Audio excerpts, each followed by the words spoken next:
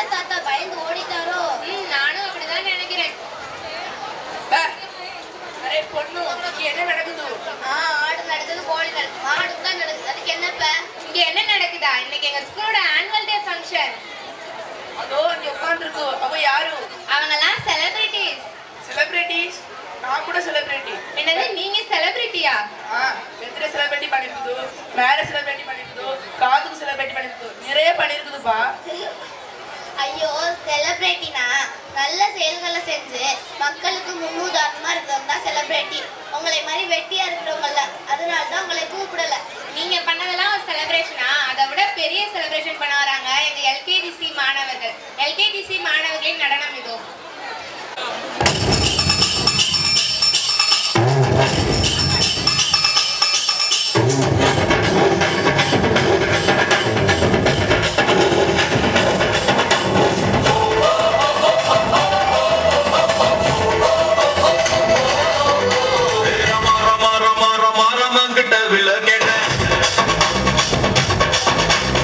மாபி மாபி மாபி மாபி மாங்கிட்ட கதைய கேட்ட